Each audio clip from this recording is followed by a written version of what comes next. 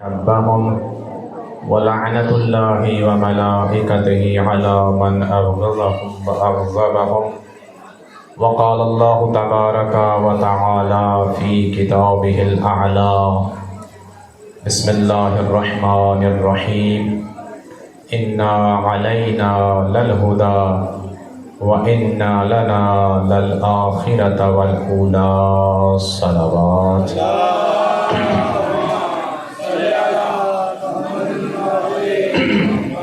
عزیزان گرامی قدر، میرے انتہائی محترم اور واجب الاحترام عزیزوں، بزرگوں، بھائیوں،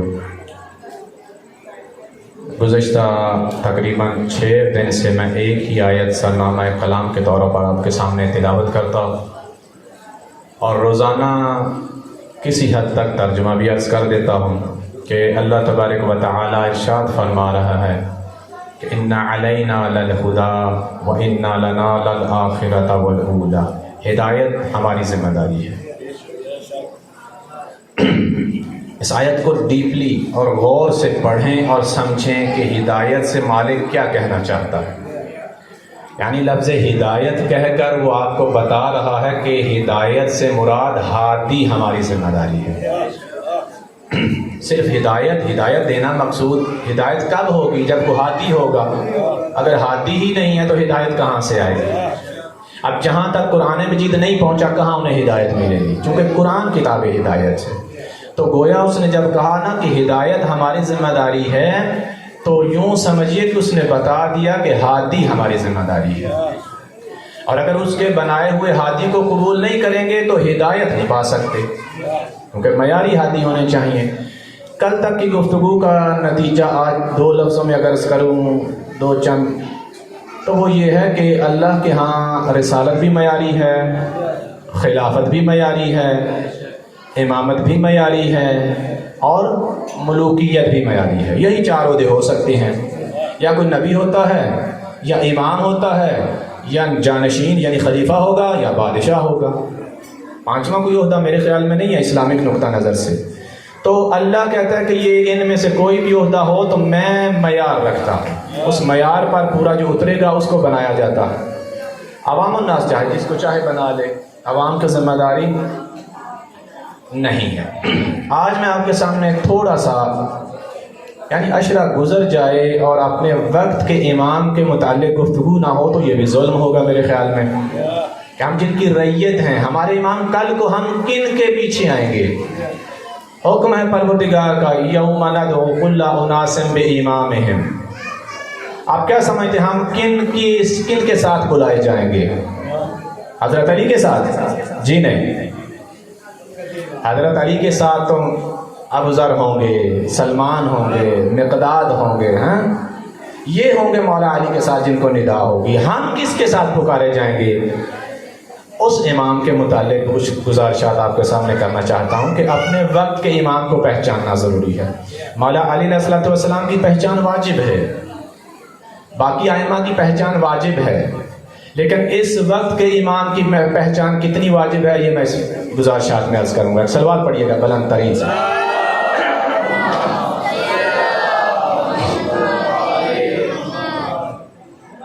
ارشاد پروردگار ہے اطیعوا اللہ واطیعوا الرسول واولی الامر منکم۔ یہ چونکہ بزرگوار گئے ہوئے تھے ادھر میرے پاس، تو اس آیت پہ بار بار فرما رہے تھے کہ اس پر کچھ ڈسکشن ہو، اس کے بارے میں کچھ ہو۔ میں نے کہا سارا کچھ وہاں نہیں، کچھ یہاں بھی بولنے کے لیے چھوڑ دیں مجھے، میں انشاءاللہ وہاں عرض کر دوں گا، درست ہے؟ تو کوشش کروں گا میں اپنے علم کے مطابق کہ اس سے مراد کیا ہے۔ اطیعوا اللہ وَأَطِيعُوا الرَّسُولَ وَأُولِي الْأَمْرِ مِنْكُمْ۔ اطاعت کرو اللہ کی، رسول کی، اور تم میں جو صاحب امر ہو۔ صاحبان امر سے مراد 2 نظریے ہیں، ایک آپ لوگوں کا ہے، ایک آپ کے بھائیوں کا ہے۔ آپ کا نظریہ یہ ہے کہ اولی الامر سے مراد امام برحق۔ بزرگوار فرماتے ہیں کہ نہ، وقت کا حاکم۔ اس کا مطلب وہ کوئی بھی ہو سکتا ہے۔ اس وقت گویا کہ ہمارا اولی الامر ان کے پوائنٹ آف ویو سے، ان کے نقطہ نظر سے ہمارا اس وقت اولی الامر کون ہے؟ شہباز شریف صاحب، اب دیکھ لیں، میں صاحب کہہ رہا ہوں، شہباز شریف صاحب اس وقت کے اولل الامر ہیں. چلیں آپ کی خیر ہے، آپ کا تو مسلمان مل گیا. انڈیا والوں کا اولل الامر کون ہے؟ اس کا مطلب اللہ فرما رہا ہے انڈیا والے مسلمانوں سے کہ مودی کی اطاعت کرو. کوئی ماننے کو تیار ہے؟ کوئی ماننے کو تیار ہے؟ اطاعت عزیزان محترم، میں آج چونکہ شاید فضائل کی آخری مجلس ہو یا شاید کل تک بات جائے، اس لیے آج میں آیات کچھ زیادہ آپ کے سامنے عرض کروں گا، تفصیل شاید کم ہو جائے. اس کے باوجود میں کوشش کروں گا کہ آپ کو کسی حد تک مفید ثابت ہو. یہ یعنی تشریح کے بغیر معاملہ حل بھی نہیں ہوتا. آیات میں آپ کے سامنے زیادہ عرض کروں گا، چونکہ اکثریت لوگوں کی یہ کہتی ہے کہ ہمیں قرآن سے دکھاؤ، قرآن دکھاؤ، قرآن. ایک جگہ پہ ایسی بات چل رہی تو کسی عزیز نے کہا، کسی نے کہا کہ ہمیں جو بھی چاہیے قرآن سے چاہیے، جو قرآن میں نہیں ہوگا ہم اس کو نہیں مانتے. ممکن ہے وہ قرآن کے ماننے والے ہوں. تو انہوں نے کہا کہ جو قرآن میں نہیں ہوگا آغا صاحب ہم وہ نہیں مانیں گے، ہمیں جو بھی آپ نے منوانا ہے وہ قرآن میں دکھائیں. میں نے کہا معاف کرنا، غصہ نہ کرنا، قرآن میں تو تمہارا شجرہ بھی نہیں ہے.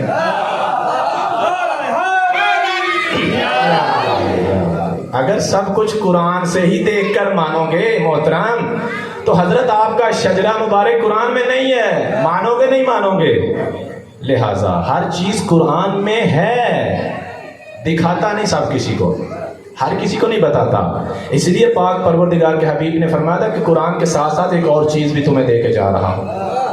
تو فرمایا آتی اللہ، اللہ کی اطاعت کرو، وہ آتی الرسول، اللہ کے رسول کی اطاعت کرو، وَأُولِي الْأَمْرِ مِنْكُمْ، اولی الامر کی اطاعت کرو.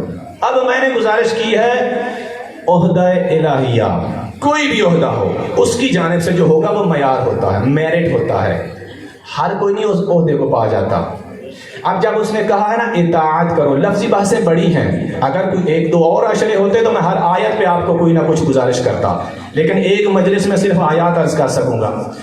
اطاعت کے لیے کیا معیار ہے اللہ تبارک و تعالیٰ کا؟ نبی بھی اطاعت کے لیے آتا ہے، امام بھی اطاعت کروانے کے لیے آتا ہے، خلیفہ بھی اسی لیے ہوتا ہے اس کی اطاعت کرو. لیکن جہاں لفظ خلیفہ بھی نہیں ہے، نبی بھی نہیں ہے، یہاں اولی الامر ہے. اور میں نے آپ سے پہلے عرض کیا ہے کہ اولی الامر اگر نبی، خلیفہ، امام نہ مانے تو بادشاہ تو مانیں گے. بادشاہ کے لیے بھی اس نے معیار رکھا ہوا. کچھ بھی آؤ، جدھر سے بھی آؤ، معیار تو آپ کے سامنے ہوگا. اب اطاعت کس کی کر سکتے ہیں ہم لوگ؟ کیا ہر کسی کی اطاعت کر سکتے ہیں؟ اللہ نے جیسے اپنی اطاعت مانگی ہے ویسے ہی اپنے رسول کی اطاعت مانگی ہے، کوئی شرط نہیں ہے. ویسے سے مراد بغیر کسی شرط کے. جیسے عموماً کہا جاتا ہے نا کہ اولی الامر کی اطاعت اگر وہ امور اچھے ہوں تو کرو اور اگر برے ہوں تو نہ کرو. یہ کہاں سے آپ نے نکال لیا؟ یہ تقسیم آپ نے کہاں سے لے لی؟ اللہ نے تو کوئی ایسی تقسیم نہیں کی کہ اچھے میں کر لینا، برے میں نہ کرنا. کرو. یہ اطلاق بتاتا ہے کہ وہ اچھا ہو تمہاری نظر میں یا برا ہو، اطاعت کرو. کس کی اطاعت؟ یہ حکم بتاتا ہے کہ جس کی اللہ اطاعت کہہ رہا ہے وہ واجب الاطاعت ہے. آپ کو ہر حال میں اس کی اطاعت کرنا ہے. کیا شرائط ہے جس کی ہمیں اطاعت کرنے کا حکم؟ پہلی آیت عرض کرنے والا ہوں آپ کے سامنے، ایک سلوات پڑھیے گا.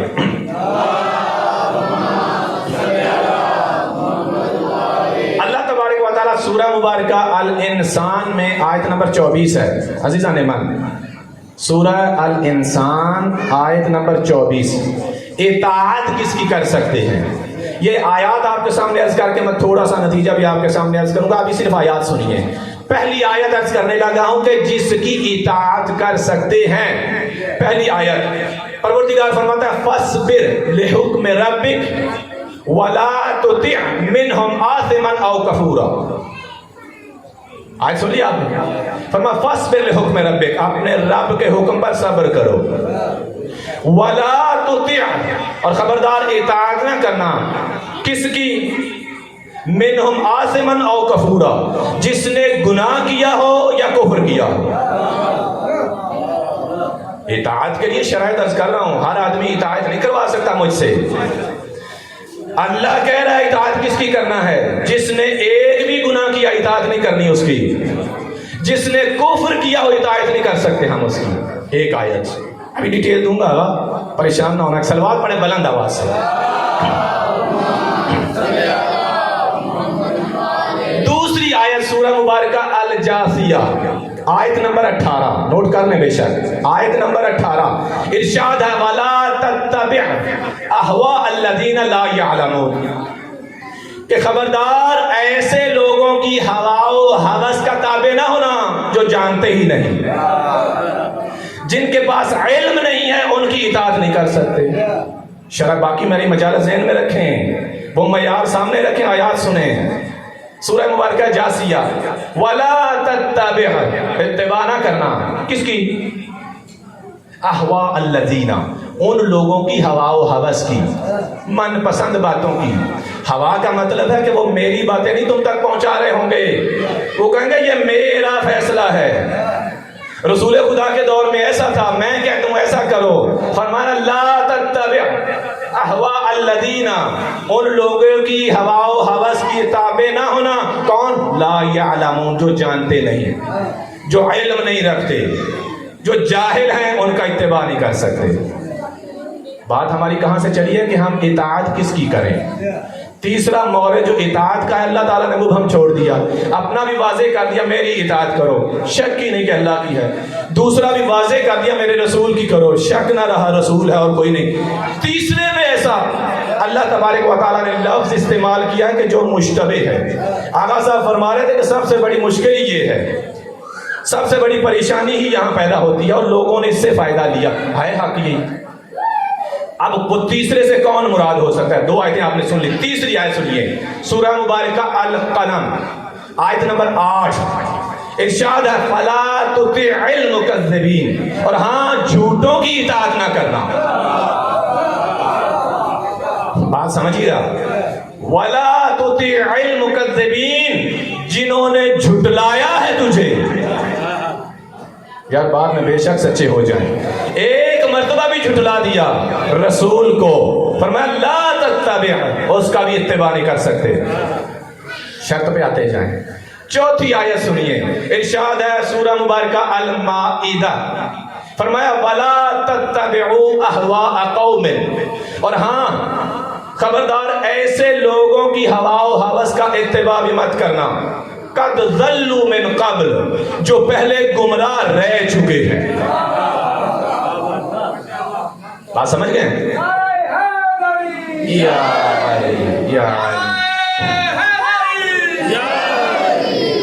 اب بات سمجھ رہے ہیں اطاعت کس کی ضروری ہے؟ ہوا میں نہیں تیر چلائیں، پروف ہونا چاہیے۔ اب یہ چیزیں ایسی ہیں جو آپ کے عقیدے کو مضبوط کریں گی انشاءاللہ۔ ابھی تک آپ نے صرف باتیں سنیں گی، آیات لکھیں اپنے پاس، اس کو رکھیں، یہ آپ کے لیے ضروری ہے۔ میں اپنے بھائیوں سے، نوجوانوں سے ضرور عرض کروں گا۔ چوتھی آیت مبارکہ المائدہ، فرمایا وَلَا تَتَّبِعُوا أَهْوَاءَ قَوْمٍ، ایسے لوگوں کی ہوا و ہوس کی باتیں نہ سننا، ان کا اتباع بھی نہ کرنا، ان کی اطاعت بھی نہ کرنا۔ کون سے لوگ؟ قد ضلوا من قبل، کہ جو پہلے گمراہ ہو چکے ہیں، جو پہلے گمراہ ہو چکے ہیں۔ اب قرآن کے نزدیک 4 شرائط جس میں یہ 4 چیزیں نہ ہوں وہ ہے واجب الاطاعت۔ پہلی چیز کہ اس نے کفر نہ کیا ہو۔ بتائیے کس کی زندگی میں ہے؟ مزے کی بات ہے، جتنے چاہے لے آئیں، سوائے علی کے آپ کسی کو کرم اللہ نہیں کہہ سکتے۔ وجہ کیا ہے؟ یہ شیعوں نے کوئی پابندی لگائی ہوئی ہے، ہم نے کہا نہ لگائیں۔ کیوں نہیں علی کے علاوہ کسی کو کرم اللہ کہتے ہیں؟ پوچھئے بزرگواروں سے۔ خدا نہ خدا توہین کسی کی نہیں کرنا چاہتا، میں آپ کو دیکھیے، حق جو ہے وہ لا محالہ کچھ نہ کچھ کو تو برا لگتا ہے۔ حق آج میرے خلاف آ جائے میرے بھی برا لگے گا۔ میں اگر اپنی طرف سے بات کروں تو آپ مجھے، میں مجرم ہوں، آپ مجھ سے کٹہرے میں کھڑا کریں، اور اگر میں آپ کو قرآن اور حدیث سے بات کروں اور باتیں بھی وہ ہوں جو متفق ہوں تو پھر غصہ بنتا نہیں ہے۔ پھر اپنا راستہ ٹھیک کریں، پاس کر یا برداشت کر۔ اگر اس راہ پر اذیت ہے تو راہ بدلیں، نہیں تو قبول کریں چیزوں کو۔ پہلی شرط، جو کافر ہے، کفر کر چکا ہے، اس کا اتباع نہیں ہو سکتا۔ دوسرا جو گناہ کر چکا ہے اس کا اتباع نہیں ہو سکتا. میں نے ابھی عرض کیا کسی بزرگوار سے پوچھئے کہ عزیز صحابہ سب برابر ہیں، میں ماننے کو تیار ہوں، تم نہیں مانتے. خدا کی قسم میں مانوں، لیکن اگر آپ مانے تو میں مانوں. میں تب مانوں گا جب علی کے ساتھ باقی کو بھی آپ کرم اللہ کہنا شروع کر دیں. برابری آپ خود کریں، میں کیوں کروں؟ کیوں نہیں کرتے؟ پوچھئے، کہیں گے کہ کرم اللہ تعالی وجہہ اس کے ساتھ لکھ سکتے ہیں کہ جس نے زندگی میں ایک لحظے کے لیے بھی شرک نہ کیا. میں کیا کروں؟ میری کو مشکل ہے، میری طرف سے کوئی مشکل نہیں. میں تو سب کہنے کو تیار ہوں کلہم عدول، سارے صحابہ عادل ہیں. یہ فرق تو آپ خود ڈال رہے ہیں. وہ کیا کہتے ہیں نا، چاروں پتھر مکہ میں جو چھپ نہیں سکتے غاروں میں، تم تین کو کنکر مارتے ہو. بزرگو تم تین کو کنکر مارتے ہو، سب لاکھوں اور ہزاروں میں ایک پتھر کالے رنگ کا ہے جس کو تم بوسے دیتے ہو، پھر کس منہ سے تم کہتے ہو کچھ فرق نہیں.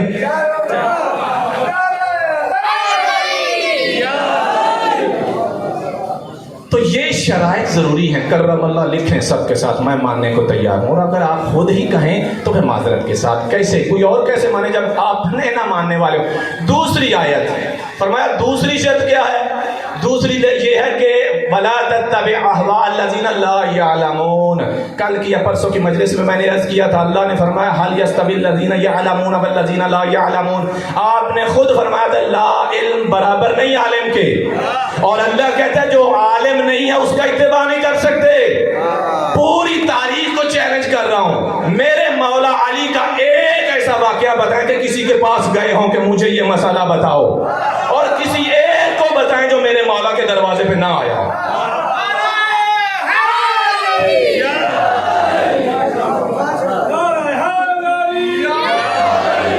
لا علم کا اتباع نہیں کر سکتے. کیا کریں؟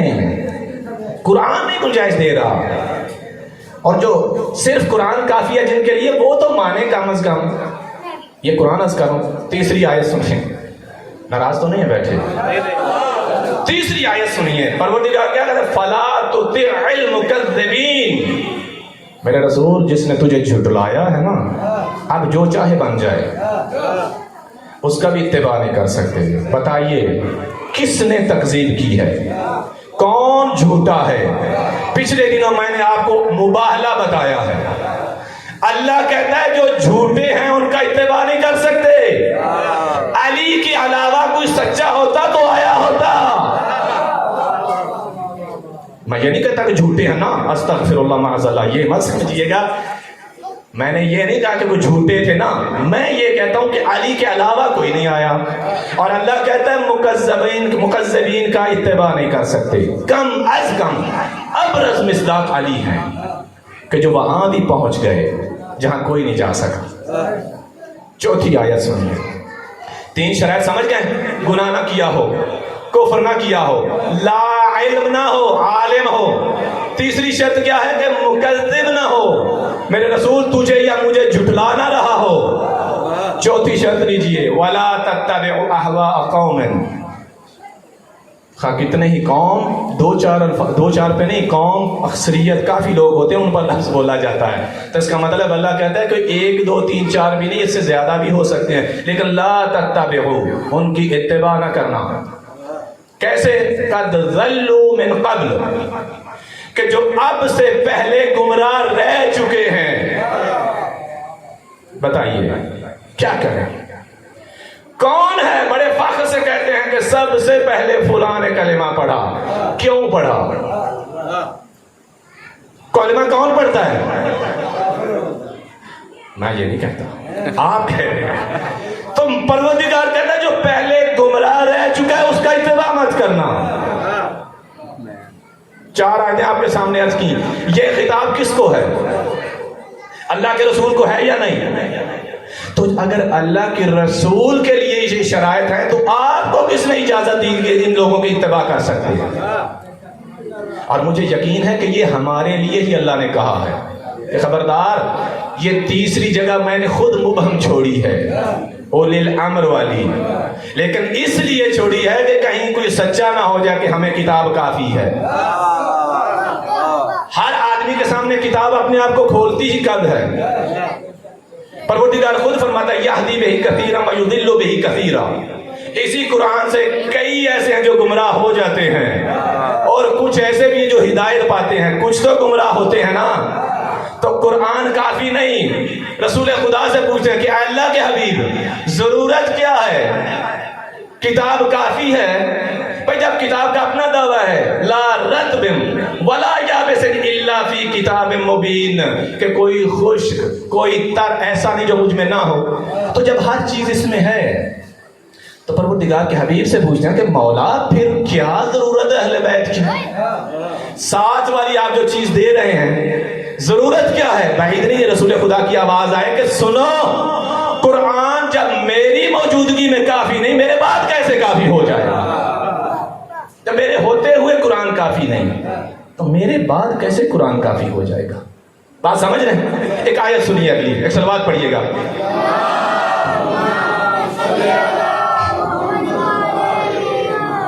ارشاد پروردگار سورہ مبارکہ الحدید اور آیت نمبر ہے 26، الحدید آیت نمبر 26، ارشاد ہے وَلَقَدْ أَرْسَلْنَا نُوحًا وَإِبْرَاهِيمَ وَجَعَلْنَا فِي ذُرِّيَّتِهِمَا النُّبُوَّةَ وَالْكِتَابَ۔ بس اتنی سی آیت عرض کرتا ہوں۔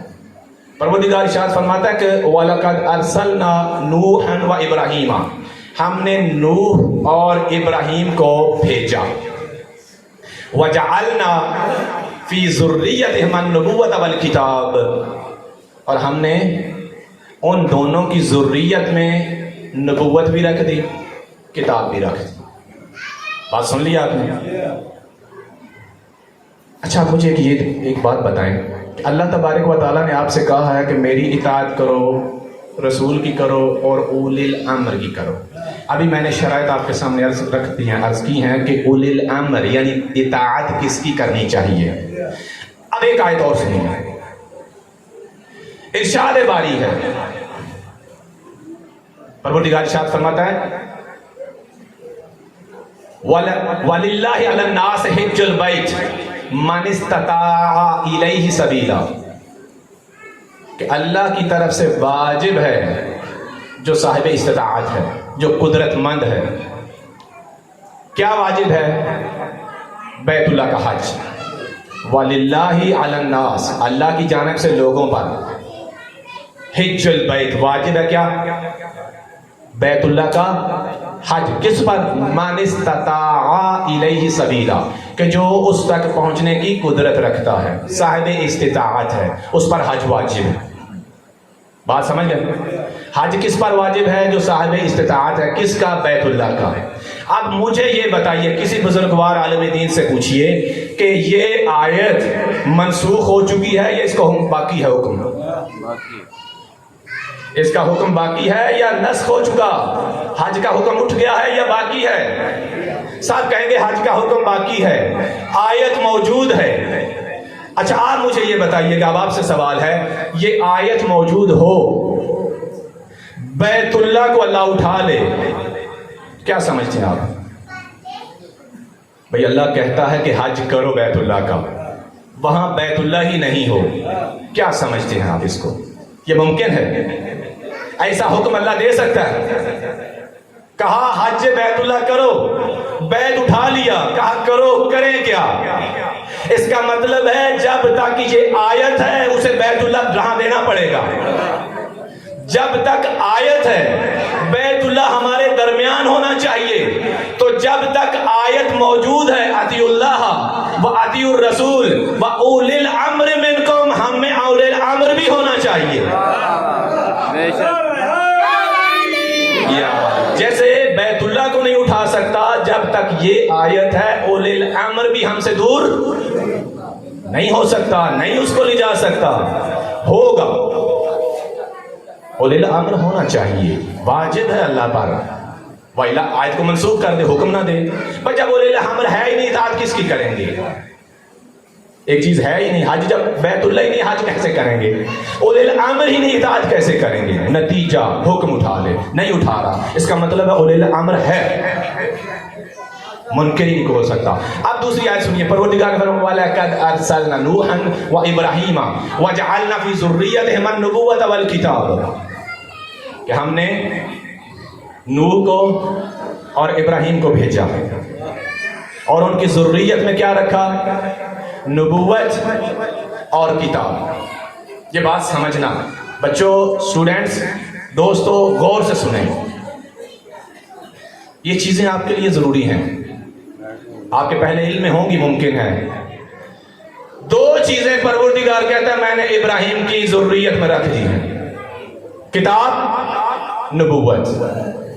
وَجَعَلْنَا فِي ذُرِّيَّتِهِمَا النُّبُوَّةَ وَالْكِتَابَ, سورہ مبارکہ الحدید آیت نمبر 26, کہ میں نے ان کی ذریت میں نبوت بھی رکھ دی ہے اور کتاب بھی رکھ دی ہے.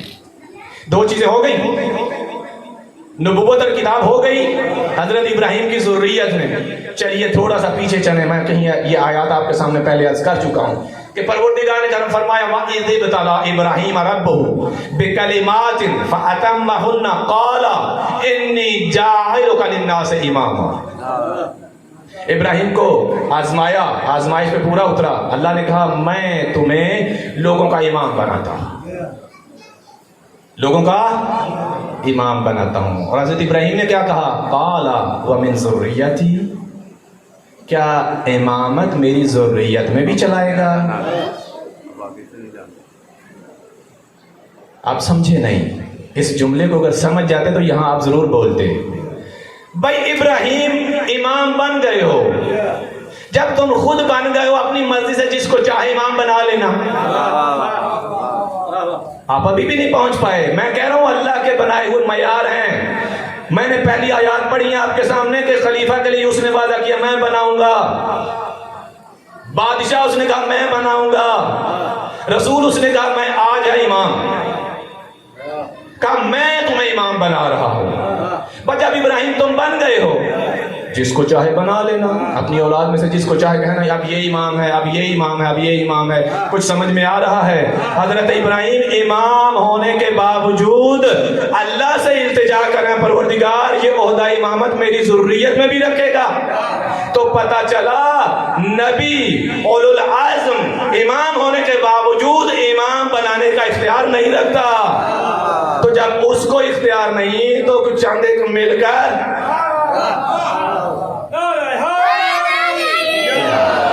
امامت وہ ہوتا ہے عزیز من, ہر آدمی نہیں بنا سکتا. ویسے بنے ہوئے ہیں, میرے ایک عزیز سے بزرگوار ہیں, اہل سنت ہیں, میں بتا ہی دیتا ہوں, خالو ہیں میرے, دنیا سے چلے گئے ہیں. اہل سنت کے بہت بڑے عالم دین تھے. بھائی آپ میں بھی تو ہیں, یہ پریشانی والی کوئی, آپ میں تو رشتہ دار ایسے ہیں نا. ہاں اس لیے میں نے بھی بول دیا کہ کہیں مجھ پر اعتراض کوئی نہیں کرے گا کہ آغا صاحب تھوڑے رشتہ دار سنی بھی نہیں, تھوڑے بھی ہیں, میں نے ہاں تھوڑے بھی نہیں, میں سے تو گل کر رہا ہوں. وہ سنی عالم دین ہیں, ان کے دو بیٹے ہیں, دونوں عالم دین. ایک تو ماشاءاللہ سے مفتی ہیں, مفتی ہیں, مفتی ہیں, لیکن الحمدللہ ہم بہت مہنگے ہوتے ہیں. وہ الگ بات ہے, آپ لوگ قدر نہیں کرتے, وہ الگ بات ہے, لیکن جن کے ہیں ہم وہ جانتے ہیں کہ یہ مہنگے ہیں. سلوات پڑھیے گا بلند تھا اللہ. وہ مجھے بتایا کرتے تھے بیٹا کاشف, پہلے ایک دور تھا جنہوں آکھیا پنجابی چرچ کرنا, چونکہ انہوں پنجابی چ نقل کیتا سی. انہوں آکھیا کہ جنہوں آکھیا جاندہ سی اٹ پٹیاں مولوی ہے, ہون تے اٹ دے اتے ہی 5-7 بیٹھے ہوتے نے. گل سمجھ ہون اس حد تک ماشاءاللہ اس برکت ہوئی ہے کہ ہون پتہ ہی نہیں کنے کنے. متوجہ ہیں آپ؟ خوب اب عہدہ امامت پروردگار کی بارگاہ میں یہ ہے کہ امام ہونے کے باوجود ابراہیم علیہ السلام اللہ سے کہہ رہے ہیں پروردگار میری ذریت, قال ومن ذریتی, مالک میری ذریت, قال لا ینال عہد الظالمین, کہا ہاں تیری اولاد میں امام بناؤں گا لیکن خبردار ظالم کو نہیں بناؤں گا. شرط نظر آئیے, امامت کے لیے ایک شرط آگی سامنے, فرمایا امامت دوں گا لیکن تیری اولاد میں سے بھی اگر کوئی ظالم ہوگا نہیں بناؤں گا. اور اگر ابراہیم کی اولاد ظالم ہو تو امام نہیں بن سکتی, تو کسی ایسے ویسے کی اولاد کیسے امامت لے سکتی ہے؟ متوجہ ہیں؟ یہ اللہ کا وعدہ ہے, ظالم کو عہدہ امامت نہیں پہنچے گا۔ اب سوال آپ کے پاس آ گیا ایک بڑا کمال۔ اب حضرت ابراہیم علیہ السلام کی نسل میں کتنی چیزیں ہو گئی؟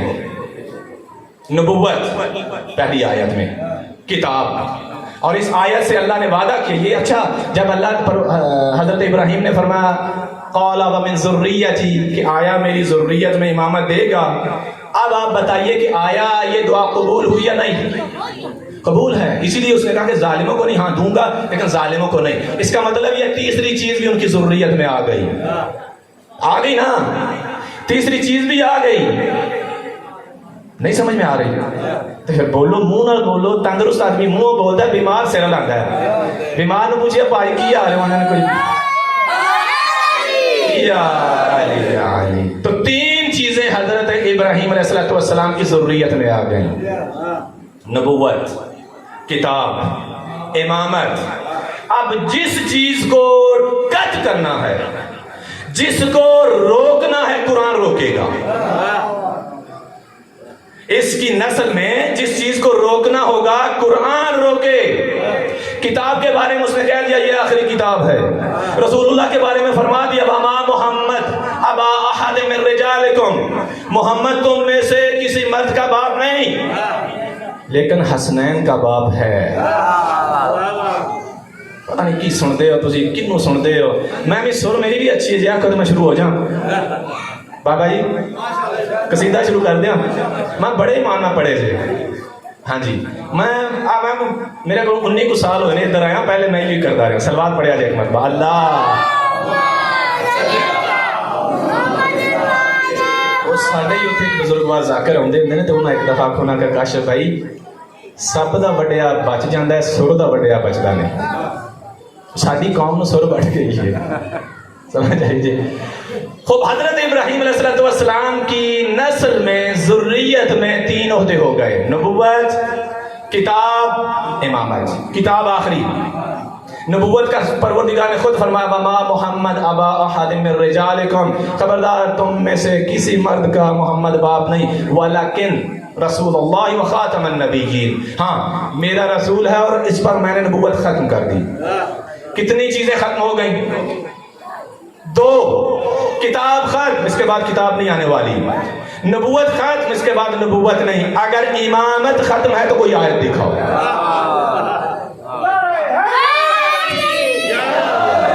اگر امامت ختم ہوئی ہے، میں نے آپ کو اس کی نسل میں امامت کا ہونا ثابت کیا ہے قرآن سے۔ اب اگر نبوت جب ختم ہوئی ہے تو اللہ نے کہا ختم کر دی، کتاب یہ آخری ہے، بتاؤ وہ امامت جو چلی تھی کب ختم ہوئی؟ کس آیت سے آپ کہہ سکتے ہیں کہ امامت بھی اللہ تبارک و تعالیٰ نے ختم کر دی؟ اگر نہیں دکھا سکتے اور یقیناً نہیں دکھا سکتے تو تمہیں ماننا پڑے گا کہ اولے الامر ابھی موجود ہے۔ امامت حضرت ابراہیم کی نسل میں موجود ہے۔ ایک آیت اور سنیے، پروردگار فرماتا ہے یوم ندعو کل اناس بامامہم، کہ اس دن میں ہر انسان کو، ہر مرد کو، ہر عورت کو، ہر کسی کو اس کے امام کے ساتھ اٹھاؤں گا۔ اچھا میں ایک سوال آپ سے نہیں کرتا، ویسے کر دیتا ہوں اپنے آپ سے ہی، کہ یہ پروردگار نے کیوں نہیں کہا یوم ندعو کل اناس بنبیہم، کہ میں ہر آدمی کو اس کے نبی کے ساتھ بلاؤں گا؟ نبی افضل ہوتا ہے، لیکن صرف ہمارا نبی ہمارے ائمہ سے افضل ہے، یہ بات ذہن میں رکھیے گا، ہمارا نبی ہمارے ائمہ سے افضل ہے۔ تو یہ کیوں نہیں کہا کہ میں ہر کسی کو اس کے نبی کے ساتھ اٹھاؤں گا؟ وجہ کیا ہے؟ ممکن ہے یہ جواب آئے کہ اس لیے کہ نبوت میں ایک جگہ پہ جا کے ختم کرنے والا ہوں، اس کے بعد جو آئیں گے وہ کہاں ہوں گے، کس کے ساتھ آئیں گے؟ اس کے ساتھ آیت نازل فرما دی، اے میرے حبیب انما انت منذر ولکل قوم ہاد، اے میرے رسول آپ تو ایک انذار کرنے والے ہیں، ہر قوم کے لیے ہادی الگ ہوتا ہے، ہر قوم کے لیے ایک ہادی ہوتا ہے۔ اب آپ مجھے بتائیے بزرگواروں، سب سے پوچھئے کہ آپ قوم ہیں یا نہیں؟ قوم ہیں؟ اور اگر ہیں تو آپ کا ہادی کہاں ہے؟ میں نے عرض کیا تھا نا کہ ہدایت بھی اس کی ذمہ داری، ہادی اس کی ذمہ داری. ساری تقریر اگر میری ذہن میں ہے تو آج کوشش کروں گا رزلٹ دے دوں، نہیں تو شاید کل پہ چلی جائے بات. بہرحال ہر قوم کے لیے ہادی ہے، اللہ کہہ رہا ہے قرآن مجید میں. اب بتائیے اگر آپ قوم ہیں، ہادی کہاں ہے آپ کا؟ یا آپ کہیں گے خدا نہ خواستہ آیت معذلہ سما معذلہ نہیں صحیح کہہ رہی، اللہ نے غلط بیانی کی ہے، جرت نہیں ہے کسی کی. اور اگر مانتے ہو تو دکھاؤ ہادی تمہارا کون ہے اس وقت، ہونا چاہیے یا نہیں؟ اور ادھر سے اللہ نے کہہ دیا یوم ندعو کل اناس بامامہم، ہر کسی کو میں امام. ہمارے گاؤں میں ایک حضرت صاحب ہیں، بھائی عجیب عجیب باتیں ہیں سننے میں ملتی ہیں. وہ بزرگوار ہیں، دوسرے بھائی ہیں. وہ میں بھی اندر مسجد میں نماز پڑھا تو باہر اس کے ساتھ 2-4 میرے بچے یعنی چھوٹے ہمارے مسلک کے شیعہ مذہب کے کچھ 2-4 بچے ان کے پاس بیٹھے ہوئے تھے، تو وہ ڈسکس ہو رہی تھی، سن میں بھی رہا تھا. تو اس نے یہی بات تھی، انہوں نے کہا جی مولوی صاحب یہ امام سے مراد یہاں کیا ہے؟ یوم ندعو کل اناس بامامہم، کہ اس دن ہم ہر کسی کو اس کے امام کے ساتھ بلائیں گے. یہاں امام سے مراد کون ہے؟ مولوی صاحب نے کہا وہ ہم لوگ ہیں، کہ وہ ہم ہیں امام مسجد، امام جمعہ اور جماعت.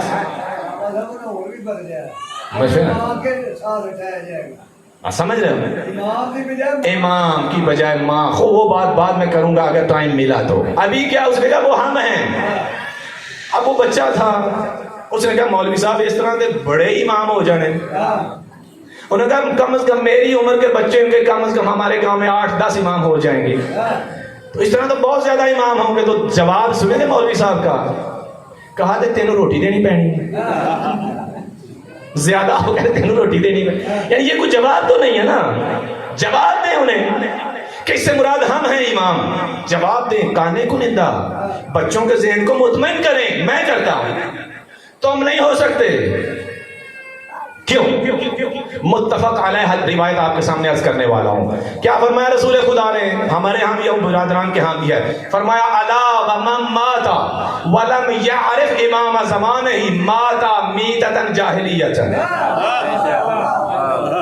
کہ جو اپنے وقت کے امام کی معرفت کے بغیر مر گیا جاہلیت کی. میں نے کہا تمہاری معرفت اتنی واجب نہیں ہو سکتی کہ جو تمہیں نہ جانے جاہلیت کی موت مرے.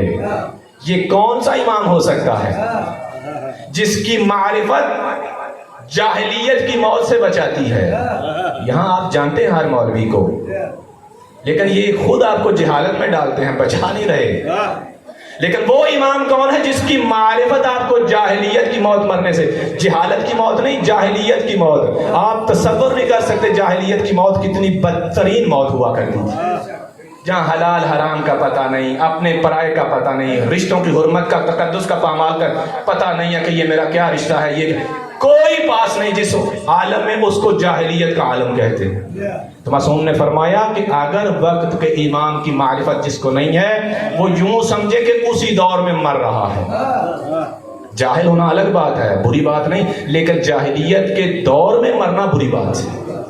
تو امام نے فرمایا من مات ولم يعرف امام زمانہ مات میتۃ جاہلیۃ، کہ جو ایسے مر گیا وہ جاہلیت کی موت مرا. یہ ہے وہ امام جس کے ساتھ ہمیں آواز دی جائے گی. اور بعض لوگ یہ جیسے بزرگوں نے کہا کرتے ہیں کہ امام کے ساتھ آواز دی جائے گی. بھائی دی جائے گی جن کو دی جائے گی. جن کا امام ہے اس کی ماں کے ذریعے نہیں پکارا جائے گا. بات سمجھ رہے میری؟ جس کا امام ہوگا اس کو آواز ماں کے ذریعے نہیں دی جائے گی. آپ جس کو دی جائے گی آپ خود سمجھیے گا. ایک سلوات بلند ترین پڑھیے گا.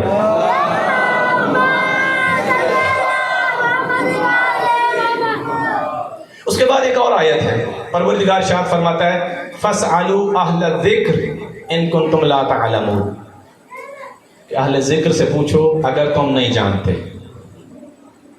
بس جلدی کرتا ہوں، بس آیات ہی آپ کے سامنے عرض کر رہا ہوں. فَاسْأَلُوا أَهْلَ الذِّكْرِ، اللہ پاک نے فرمایا سوال کرو. یہ حکم پروردگار بتاتا ہے کہ کوئی نہ کوئی جواب دینے والا ہونا چاہیے. بھائی اگر کوئی جواب دینے والا نہ ہو تو کیسے کہا جا سکتا تم سوال کرو؟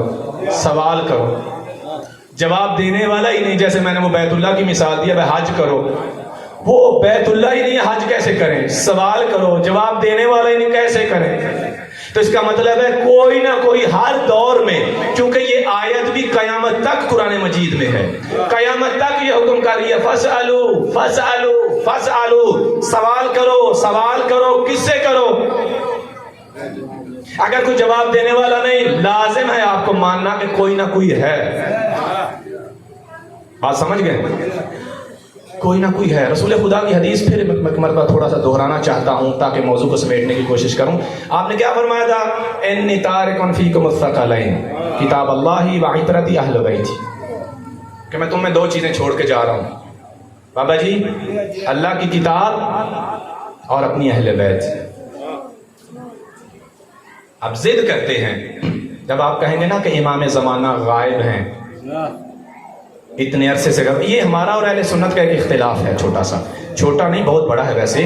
ان کے ہاں بھی وہ بھی اقرار کرتے ہیں کہ ہاں مہدی زمان آئیں گے، ہم بھی اس کے قائل ہیں، لیکن ان کا اور ہمارا فرق یہ ہے، وہ کہتے ہیں کہ ابھی پیدا ہوں گے، ہم کہتے ہیں ہو چکے ہیں، وہ کہتے ہیں نہیں ہوں گے، ہم کہتے ہیں ہو چکے ہیں۔ بس یہ اختلاف ہے، اگر اس کو آپ بس سمجھتے ہیں نہیں تو ابھی میں عرض کرتا ہوں یہ بس نہیں ہو سکتی۔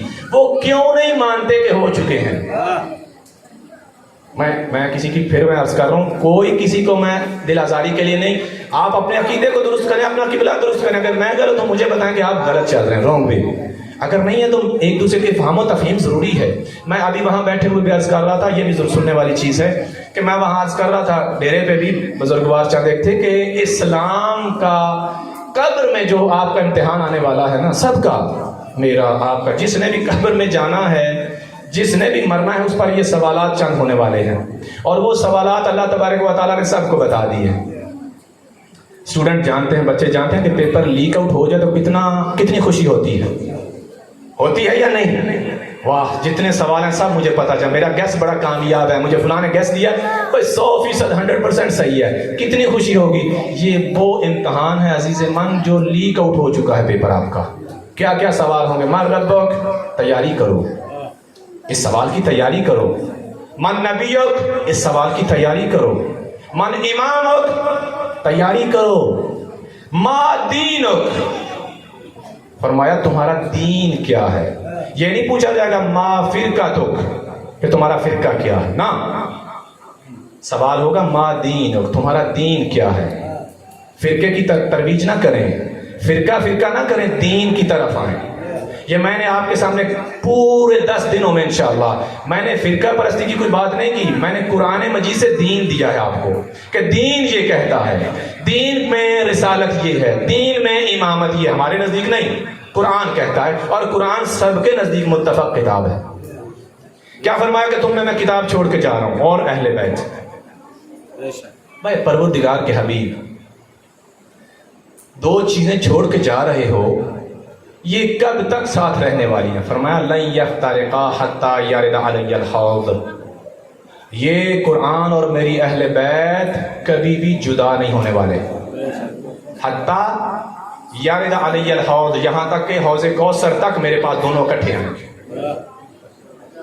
حدیث نہیں سمجھ پا رہے لوگ، بولتے ہیں، بیان کرتے ہیں، کہتے ہیں ہمارا عقیدہ ہے، اس چیز کو بتاؤ ذرا کہ کیا مطلب ہے افتراق نہیں ہوگا۔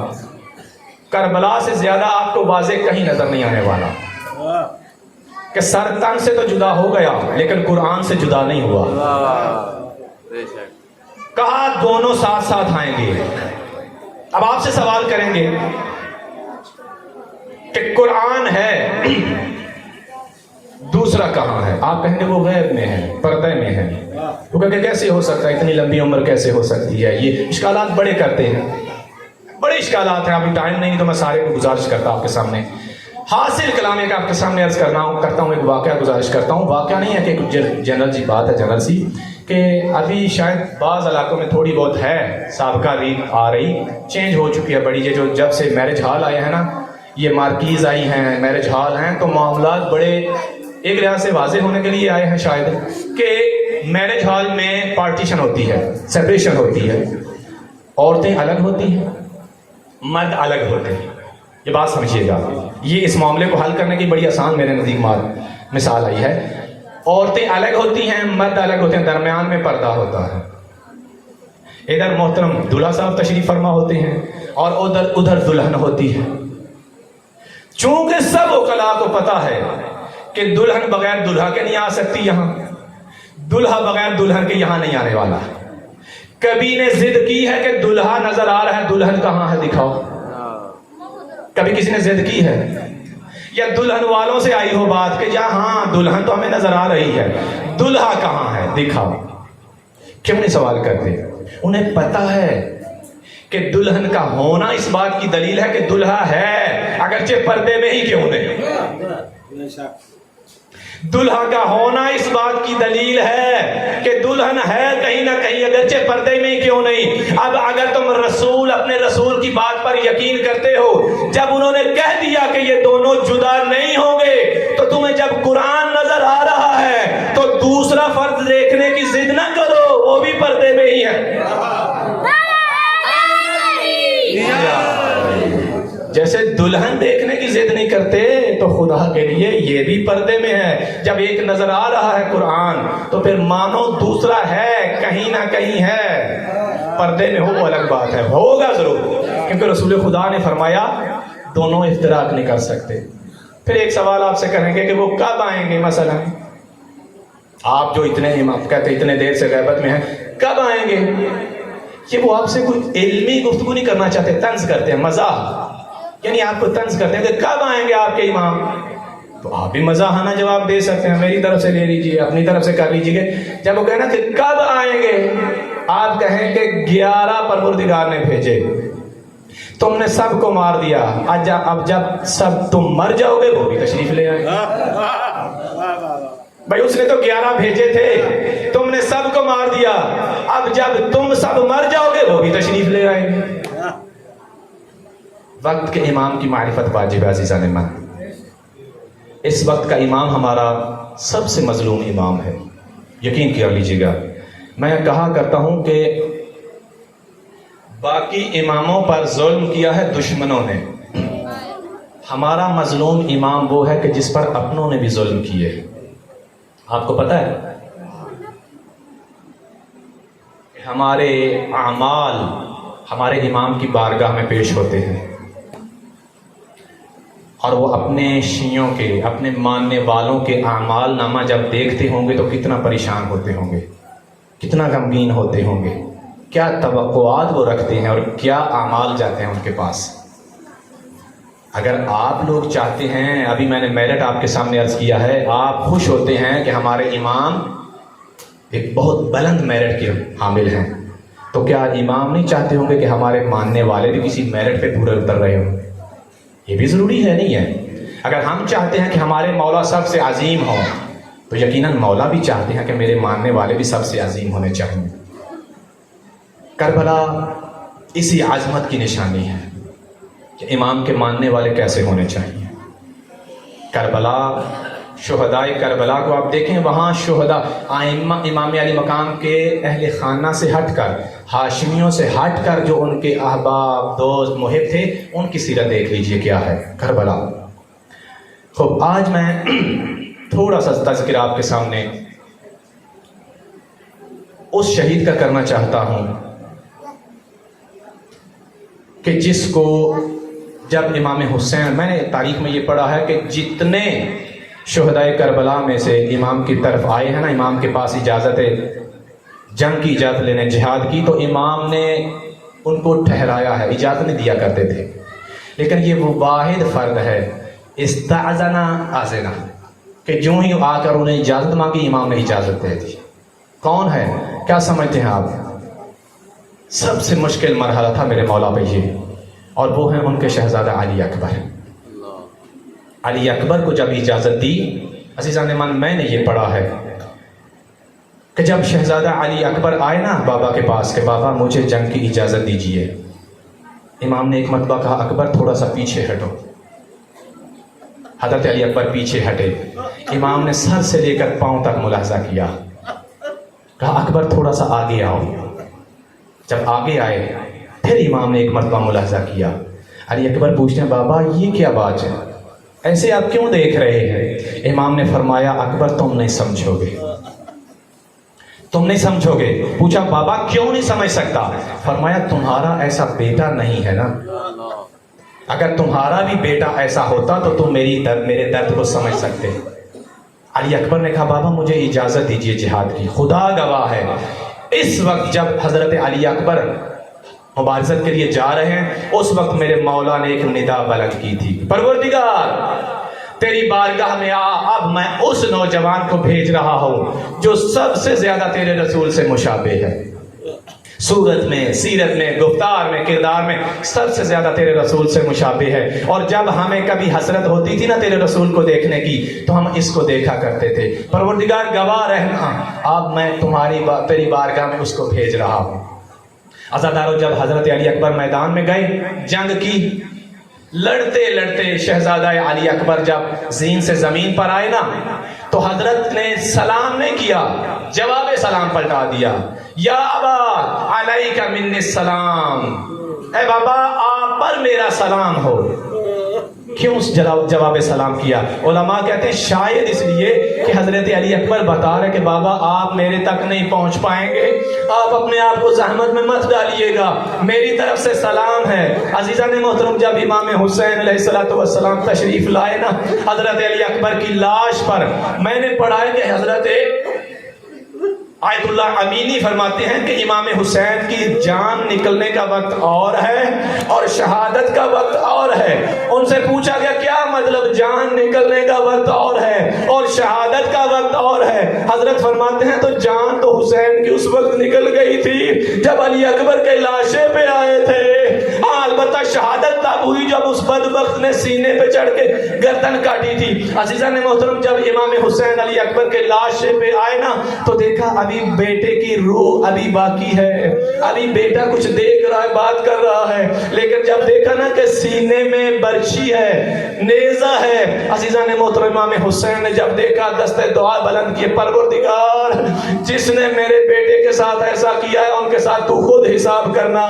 عزیزان محترم امام حسین علیہ السلام نے جب وہ نکالا نا بس دو چار ہچکیاں لی حضرت علی اکبر نے اور روح جان آخری کے حوالے کر دی۔ میں نے ایسے پڑھا امام حسین علیہ السلام نے خود کو علی اکبر پر گرا دیا، کچھ دن روئے، سوچا ہوگا کہ ابھی مجھے بہت سے کام کرنے ہیں، جب اٹھے پروردگار کی طرف دیکھا اور دستے دعا بلند کر کے فرمایا ہاتھ خالی تیرے دربار میں آتا ہے حسین، کوئی ہدیہ تیرے لائق نہیں پاتا ہے حسین۔ عزیزان من اکبر کی لاش پر بھی امام حسین علیہ السلام نے اکبر کو اٹھایا، منہ کے ساتھ منہ رکھا، سینے کے ساتھ سینہ لگایا اور لے جانے لگے خیموں کی طرف، اور حضرت علی اکبر کے پاؤں زمین پر خط دیتے آ رہے ہیں۔ تھوڑی دور گئے نا جوان بیٹا ہے، بوڑھا باپ ہے، بیٹے کو اٹھا کر تھوڑی دور گئے زمین کربلا پہ رکھ دیا، پھر کوشش کی اٹھانے کی، پھر رکھ دیا۔ جب سمجھ گئے نا کہ مجھ سے نہیں اٹھایا جائے گا، ایک مرتبہ خیموں کی طرف دیکھا، او بنی ہاشم کے بچوں آؤ میری مدد کرو، میں علی اکبر کو اٹھا نہیں پا رہا۔ ایک مرتبہ نجف کی طرف آواز کی، اے بابا، اے انبیاء کے مشکل کشا، اے خیبر کا دروازہ اکھاڑنے والے، آج تمہارے بیٹے پہ مشکل ہے، آج علی اکبر کا جنازہ اٹھانے میں میری مدد کرو۔ واہ اکبر وسيعلم الذين ظلموا